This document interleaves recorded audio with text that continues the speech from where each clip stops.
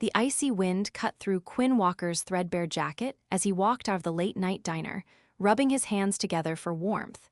His 5-year-old daughter, Lucy, was curled up in the back seat of his old sedan, wrapped in a blanket, her tiny breaths fogging up the window. He sighed, running a hand through his messy brown hair. Another long shift, another barely there paycheck. He was about to get in the car when he spotted her. A woman stood alone near the bus stop, shivering violently. Her coat was too thin, her arms wrapped tightly around herself in a futile attempt to keep warm. The streetlights cast a glow on her delicate features, high cheekbones, full lips, and dark hair that tumbled in loose waves over her shoulders. She looked lost, vulnerable. Quinn hesitated. He didn't have much, but he knew what it was like to be cold. With a resigned sigh, he shrugged off his jacket and approached her. "You're freezing," he said, draping the worn-out jacket around her shoulders before she could protest. "It's not much, but it's better than nothing." She blinked up at him, startled. "Oh, thank you, but Don't worry about it." He shoved his hands into his jean pockets, trying to ignore the bitter chill creeping into his bones. "You waiting for someone?" She hesitated, then shook her head. "No, my car broke down a few blocks away and my phone died. I was hoping to catch a cab, but..." She gestured at the empty street. Quinn exhaled sharply. If she was waiting for a cab in this part of town, she might be standing here till morning. "Come on," he said. "I'll give you a ride."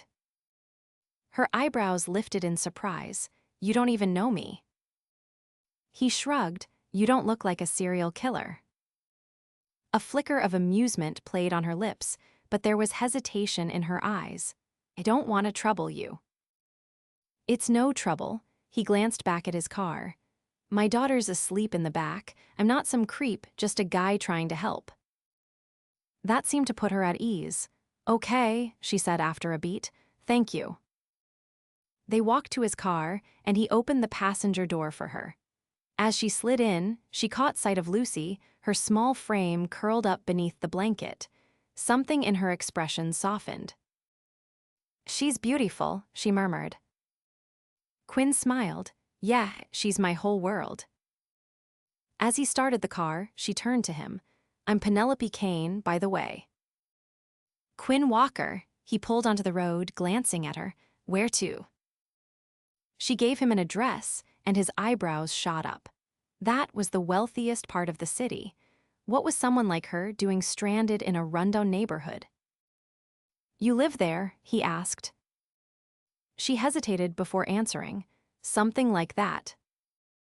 Quinn didn't press. After all, it wasn't his business. They fell into a comfortable silence as he drove, the city lights flashing past. Occasionally, he caught her stealing glances at Lucy, a wistful look in her eyes. When they reached her destination, she hesitated before getting out. "I really appreciate this, Quinn. Let me pay you for your trouble." Quinn shook his head. "Not necessary." "But..." "Seriously, just pay it forward." She studied him for a long moment, then nodded. "You're a good man, Quinn." Before he could respond, she slipped out of the car, disappearing through the grand entrance of what looked like a luxury penthouse complex. Quinn sat there for a moment, staring at the building. Something about her lingered in his mind, but he shook it off. His life didn't have room for mysteries or beautiful women from the other side of town. With a sigh, he pulled away, unaware that the woman he had just helped was far from ordinary. And even more unaware that their paths were about to cross again. Quinn didn't expect to see her again. Penelope Kane belonged to a world so far removed from his that it might as well have been a different planet. He had spent the last few days buried in double shifts at the diner, barely keeping up with bills while making sure Lucy had everything she needed. But life had a way of throwing surprises at him. It was late in the evening, the diner slowing down after the dinner rush, when the door swung open. Quinn barely glanced up from wiping down the counter until he heard a familiar voice. "You make a habit of rescuing strangers. Or was I just lucky? His grip on the rag tightened as he lifted his gaze. Penelope stood there, wrapped in a coat that actually looked warm this time. Her dark hair was pulled back, revealing the elegant curve of her neck. In the bright diner lights, she looked even more stunning than he remembered. Quinn straightened, tossing the rag aside. "Didn't expect to see you here." "I owed you a thank you," she said, stepping closer. "And I figured this was the best place to find you." He crossed his arms. "You didn't owe me anything." Her lips curved slightly, but there was something unreadable in her eyes. "I disagree." She reached into her bag, pulled out a neatly folded coat and placed it on the counter. "I had yours cleaned. Figured you'd need it back." Quinn hesitated before picking it up. It smelled fresh, the fabric no longer stiff with wear. He hadn't expected to get it back at all, let alone like this. "You didn't have to do that," he said, running a hand over the material. "I wanted to." She tilted her head. "Do you ever take breaks?" He exhaled sharply, glancing at the clock. "I've got a few minutes." "Then let me buy you a coffee." Quinn studied her, trying to figure out what her angle was. She didn't look like someone who did meaningless favors, but there was no harm in a cup of coffee. "Fine," he said, nodding toward a booth near the window. "Have a seat." She slid into the booth gracefully, while Quinn grabbed 2 mugs and poured the coffee himself. He set one in front of her before taking the seat across from her. For a moment, neither of them spoke. Penelope traced the rim of her mug before meeting his gaze. "So, who's Lucy's mom?" The question caught him off guard, but he didn't flinch. "She left when Lucy was a baby, didn't want the responsibility." Her expression shifted, something almost protective flashing in her eyes. "That must have been hard." Quinn shrugged. "I don't waste time thinking about it. Lucy's my priority." Penelope studied him for a long moment. "She's lucky to have you." He wasn't used to compliments. "So, what's your story?" he asked, steering the conversation away from himself. "You live in a penthouse but end up stranded in the middle of nowhere." She let out a soft laugh, but there was something guarded about it. "Let's just say I needed some space that night. Got in my car, kept driving, and didn't pay attention to where I ended up." Quinn raised an eyebrow. "A millionaire with no driver." She smiled into her coffee. "I don't like being chauffeured everywhere. Sometimes, just want to be normal." He scoffed. "Normal's overrated." "Maybe, but when you grow up with people watching your every move, normal starts looking pretty good." Quinn leaned back, studying her. "Guessing you come from money, then?" She nodded. "Old money, family businesses, expectations." "And you don't want any of it?" "I don't know what I want," she admitted, "but I don't want my whole life decided for me." He understood that more than he thought he would. Before he could respond, the diner door swung open again, and a familiar voice called out. "Daddy." Lucy ran toward him, her tiny feet barely making a sound on the linoleum floor. Quinn caught her just in time, lifting her onto his lap as she giggled. Penelope's entire expression changed as she looked at Lucy softer, warmer. "Hi there," she said gently. Lucy tilted her head. "Who are you?" Penelope smiled. "I'm Penelope. Think your dad's been keeping me a secret." Lucy gasped dramatically. "Daddy, you have a secret friend." Quinn groaned. "She's not." Penelope chuckled. "I like the sound of that." Lucy beamed. "Are you a princess?" Quinn nearly choked on his coffee. Penelope leaned in conspiratorially. "What do you think?" Lucy studied her for a moment before nodding. "You look like one." "Then I guess I must be," Penelope whispered.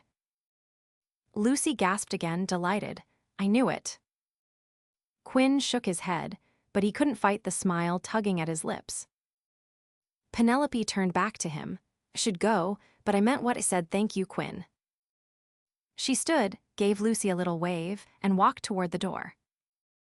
Quinn watched her go, something unsettlingly unfamiliar stirring in his chest. He had a feeling this wouldn't be the last time he saw her. Quinn wasn't sure what was happening. One day, Penelope Kane had been nothing more than a stranger at a bus stop. Now, she was showing up at the diner regularly, sometimes in the evening when he was working, sometimes in the afternoon when Lucy was there, coloring at one of the booths. She never overstayed, never asked for anything, just sat with a coffee and talked. And Lucy adored her. Quinn didn't know how it had happened, but his daughter had decided Penelope was her new favorite person.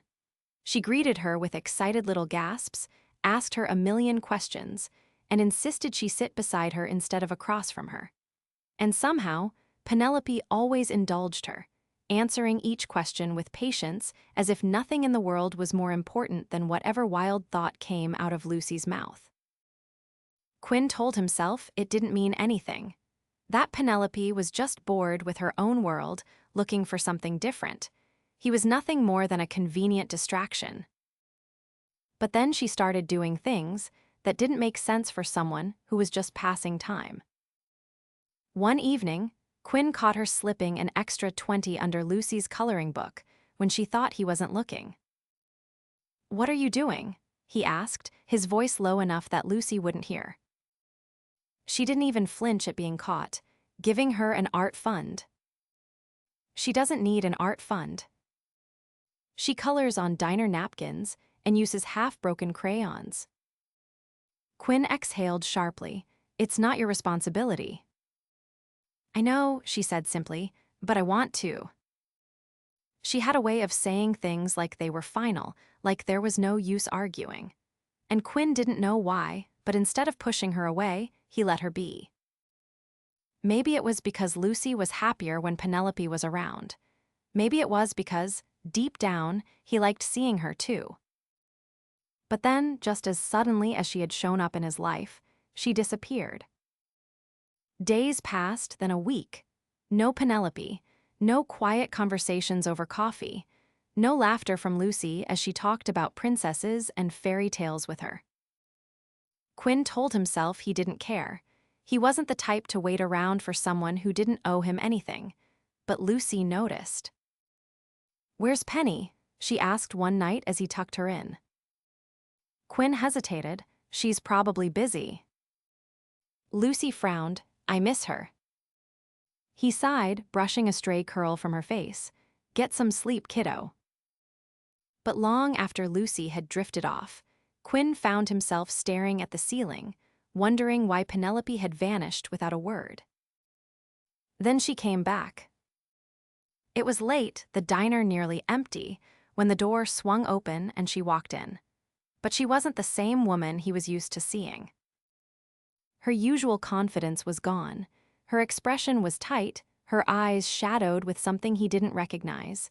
She looked exhausted. Quinn frowned, setting down the glass he had been drying. "You look terrible."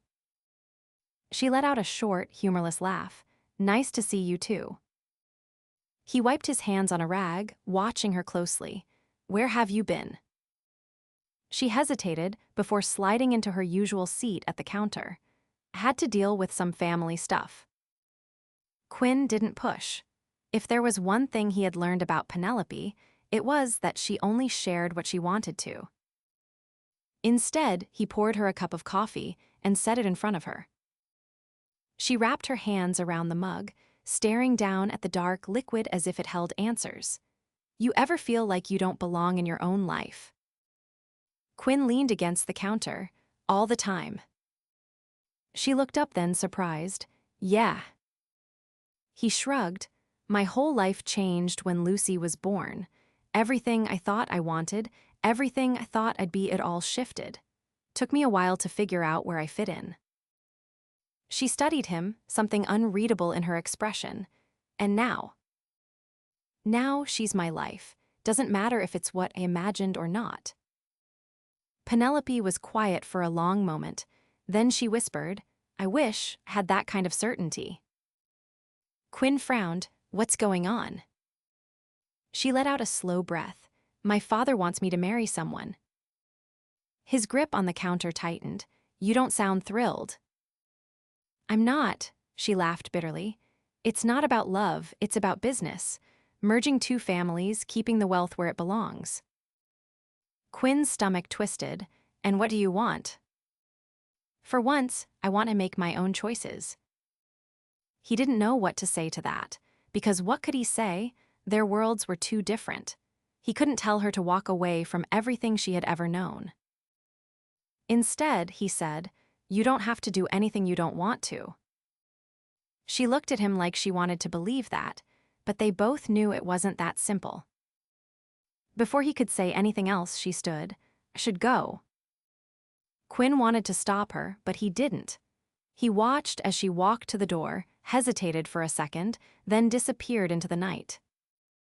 For the first time since he had met her, he felt like he might actually lose her, and he hated how much that thought unsettled him. Quinn had never been a man who hesitated. His entire life had been built on making quick decisions where to work, how to stretch his last few dollars, what Lucy needed most. But as he stood outside the towering glass building where Penelope lived, uncertainty clawed at him. It had been over a week since she'd walked out of the diner looking like she was carrying the weight of the world.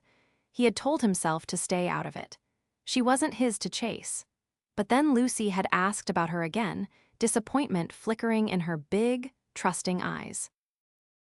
And that was when Quinn had realized something terrifying. He missed her. Not just the way she made Lucy laugh or the warmth in her voice when she talked about things that mattered. He missed the way she looked at him like he was more than just a man scraping by. Like he was someone worth knowing. So here he was, standing in front of a building where he clearly didn't belong, clutching the sleeves of the coat she had returned to him as if it held answers. The doorman eyed him with suspicion. Can I help you? I'm here to see Penelope Kane. The man's expression didn't change. Is she expecting you? No, Quinn squared his shoulders, but I need to talk to her. After a tense pause, the doorman made a call. A moment later, he gestured toward the elevator. Penthouse. Quinn stepped inside, his pulse hammering. The ride up felt endless, every second stretching into something unbearable. Then the doors slid open, and there she was. Penelope stood in the entrance of her home, if it could even be called that. The space behind her was vast and gleaming, a world of wealth that had never been his. But she wasn't the polished woman he had first met. She looked tired, her usually poised frame tense as she took him in. Quinn, her voice was barely above a whisper. You disappeared. His words came rougher than intended. Lucy's been asking about you. Something in her face crumbled. I didn't mean to just vanish. Had to deal with. Your father, he took a step closer. The marriage. She crossed her arms as if bracing herself. It's happening. The words punched through him. He hadn't let himself think about it, but hearing her say it was different. So that's it, his jaw clenched. You're just going to marry someone because your father decided it for you. I don't have a choice. There's always a choice. She let out a bitter laugh. Not in my world. Then leave it. The words left him before he could stop them. Her breath hitched. You don't understand. Then help me understand, he cut in. Because all I see is a woman who's miserable, about to tie herself to a life she doesn't want. She looked away, her fingers twisting together, but she didn't argue. Penelope, he said softer this time, stepping even closer. You don't belong in that world, not if it's killing you like this. Her eyes met his, wide and uncertain. And where do I belong? With me.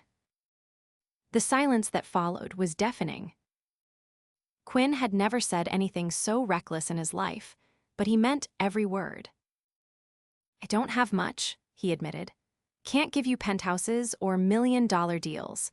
All I have is a little girl who adores you and a diner paycheck that barely makes ends meet. His voice turned rough. But I can promise you one thing, I will never let anyone decide your life for you. Her lip trembled. Quinn. Then she did something he never expected. She surged forward, wrapping her arms around his neck, burying her face against his chest. He barely had time to react before she whispered, "I don't want to marry him." Relief crashed through him. He held her tight, his hand threading through her hair, breathing in the scent of something soft and familiar. "Then don't." Her fingers clutched at his shirt. "But if I walk away, I lose everything." "You won't lose me." She pulled back just enough to look at him, something raw and desperate in her gaze. "Are you sure?" He didn't hesitate. "I've never been more sure of anything in my life." And then her lips were on his. The kiss wasn't gentle. It was fierce, filled with every ounce of fear and longing that had been building between them for weeks. Quinn's hands gripped her waist, pulling her closer, as if letting go would mean losing her to a world neither of them wanted. When they finally broke apart, she was breathless, her forehead resting against his. "I need to do this right," she murmured. He nodded, understanding. "Then do it, walk away, come to me when you're ready." Her fingers traced the edge of his jaw. "You'd wait." "For you," he brushed a thumb over her cheek, "always." She closed her eyes, exhaling shakily. "Then I'll come back to you." And Quinn believed her. Because for the first time, Penelope Kane wasn't running away. She was running toward him. Quinn had never been one for waiting. His life had been built on action, fixing problems, handling responsibilities, making sure Lucy had everything she needed. But waiting for Penelope to come back to him, that was a different kind of test. Days passed with no word, then a week. Quinn told himself not to doubt her, not to let the gnawing uncertainty take hold. He kept his head down, worked his shifts, and tried to pretend everything was normal. But Lucy noticed. One evening, as she sat at the counter scribbling in a notebook, she tapped her pencil against her chin in thought. "If Penny was a princess," she said, "and she had to fight a dragon, do you think she'd need help?" Quinn wiped his hands on a rag. "She's pretty tough. I think she could handle a dragon on her own." Lucy frowned. But what if the dragon was really big? He set a plate of fries in front of her, crouching to meet her gaze. Then maybe she just needs someone to remind her she doesn't have to fight it alone. Lucy seemed satisfied with that answer, but Quinn's own words lingered in his mind long after she had fallen asleep that night. He had told Penelope he would wait, but what if she needed him to do more than that? The next afternoon, the decision was made for him. Quinn was wiping down a table when the diner door swung open so forcefully that the bell nearly snapped off its hook. He turned just in time to see Penelope rushing in, her breath uneven, her eyes wild with something he couldn't quite place. He dropped the cloth immediately. "What happened?" She barely stopped before reaching him, her hands gripping his forearms like an anchor. "I left." His pulse kicked up. "You left?" She nodded, exhaling hard. "Told my father no. I walked out." Quinn searched her face, waiting for signs of regret, but he found none. Instead, there was something else, a kind of exhilarated relief, like she had been holding her breath for a lifetime and had only just now started breathing again. "Are you okay?" "I am now," she whispered. Before he could speak, Lucy came barreling out from behind the counter. "Penny." Penelope barely had time to brace herself before Lucy launched into her arms. She let out a surprised laugh, scooping the little girl up and holding her close. "You were gone forever," Lucy huffed. "I know," Penelope murmured. "I had to take care of something really big." Lucy pulled back, her brow furrowing. "Like the dragon." Penelope glanced at Quinn, something softening in her expression. "Exactly like the dragon." Lucy's eyes brightened. "Did you win?" Penelope hugged her tighter. I think I did. Quinn watched them, his chest tightening. Penelope had chosen him. She had chosen this life, one without guarantees, without safety nets, without the luxury she had always known. And yet, standing there with Lucy in her arms, she looked happier than he had ever seen her. He swallowed hard. What happens now? She set Lucy down gently before turning back to him. That depends. On what? You. His heart pounded. Penelope took a step closer, so close that he could see the faintest trace of uncertainty in her eyes. I walked away from everything I've ever known because I realized something. Quinn's throat tightened. What's that? That I don't need a world of money and power to be happy. I just need you. There it was. The words that changed everything. Quinn exhaled sharply, his hands instinctively reaching for her waist, pulling her in. You sure about that? Penelope's fingers curled around the front of his shirt, anchoring herself to him. Completely. He didn't wait a second longer. His lips crashed against hers, and the world around them faded. The diner, the noise, the uncertainty, it all dissolved into nothing as he poured everything he had into that kiss. Penelope melted into him, her hands tangling in his hair, her breath hitching like she had been waiting for this just as badly as he had. When they finally broke apart, she rested her forehead against his, her lips curling into a smile. Lucy clapped her hands excitedly. Does this mean Penny's staying? Quinn brushed a thumb over Penelope's cheek, his voice rough with emotion. Yeah, kiddo, she's staying. Lucy let out a squeal of delight and threw her arms around both of them, squeezing tight. Penelope laughed against Quinn's chest, and for the first time in as long as he could remember, Quinn felt at peace. No more waiting, no more uncertainty. She was his. And for the first time, love had nothing to do with money or power. It was just them, tangled together in a messy, imperfect, beautiful life. And that was more than enough. Quinn didn't think he could ever get used to this, waking up to the scent of Penelope's hair tangled against his pillow, the warmth of her body curled beside his in the quiet hours before sunrise. It was new, yet it felt inevitable, like she'd been missing from his life all along, and now, finally, the universe had corrected itself. She stirred slightly, her fingers grazing his chest as she shifted closer. He pressed a kiss to her forehead, not wanting to wake her, but unable to resist the urge to touch her. Life had changed so quickly. Penelope had walked away from everything, the wealth, the expectations, the life her father had built for her, and she hadn't hesitated. She had stepped into his world with a kind of quiet determination that left him breathless. It wasn't easy. She struggled with the adjustment more than she let on. The first time she had tried to cook dinner, she had nearly set off the smoke alarm. The first time she had gone grocery shopping, she had stared at the price tags in open confusion, realizing for the first time how much things actually cost. But she never complained. She never looked back. And Quinn couldn't have loved her more for it. He brushed a strand of hair from her face, watching as her eyes slowly fluttered open.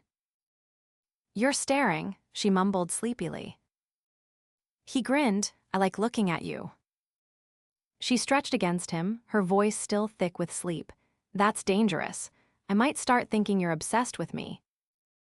He pulled her closer, his lips grazing the curve of her jaw. I am obsessed with you. She hummed in satisfaction, her fingers tracing lazy circles on his shoulder. Good. I was starting to worry. Quinn chuckled, but before he could say anything else, a tiny voice came from the doorway. I knew it. They both turned to see Lucy standing there, hands on her hips, her curls a wild mess from sleep. Penelope propped herself up on one elbow, amusement dancing in her eyes. Knew what exactly? Lucy grinned triumphantly. That you love Daddy. Quinn let out a groan, dragging a hand down his face. "Kid, we talked about knocking." Lucy ignored him completely, skipping toward the bed and wedging herself between them as if she had every right to be there. Penelope laughed, wrapping an arm around her. "Well, you're right. I do love your daddy." Lucy beamed. "That means you have to marry him." Quinn choked. Penelope stiffened slightly. Lucy, oblivious to the tension she had just created, continued. "That's how it works. When you love someone, you marry them, like in the movies." Quinn cleared his throat, sitting up. "That's not exactly how it works, Lou." Lucy frowned. "Why not?" Penelope was quiet, her fingers idly running through Lucy's curls. Then, finally, she spoke. "Maybe it is." Quinn turned to her, his heart pounding. "Penny." She met his gaze, something soft and certain in her expression. "I don't need a grand proposal. I don't need a fancy wedding. But I do know one thing, don't want to spend another second without you." His chest tightened. Lucy gasped, "So you are getting married?" Quinn didn't hesitate. He reached for Penelope's hand, threading his fingers through hers. "Yeah, kiddo, we are." Lucy squealed, launching herself onto Penelope in a fit of excitement. "I get to be the flower girl." Penelope laughed, hugging her tight. "Of course you do." Quinn just sat there, taking it all in. This was his life now. And for the first time in as long as he could remember, it felt complete. The wedding was small, just the way they wanted it. No extravagant ballrooms, no five-star venues, just a quiet ceremony in the backyard of the diner, where their story had truly begun. Lucy took her flower girl duties very seriously, tossing petals with the precision of a professional. Quinn couldn't stop staring at Penelope as she walked toward him, barefoot in the grass, a simple white dress flowing around her. She was breathtaking. And when she reached him, when he took her hands in his, he knew he would never love anyone the way he loved her. "I never imagined this," she whispered, her voice thick with emotion, "but I don't think I've ever been happier." He squeezed her hands. "Me neither." And when they kissed, sealing a promise that had already been written in the stars, Lucy clapped the loudest of them all. Their love wasn't built on wealth or status. It was built on quiet moments, on laughter, on the kind of devotion that didn't need grand gestures to be real. And as Quinn held his wife close, their daughter twirling in circles around them, he knew one thing for certain. This was forever,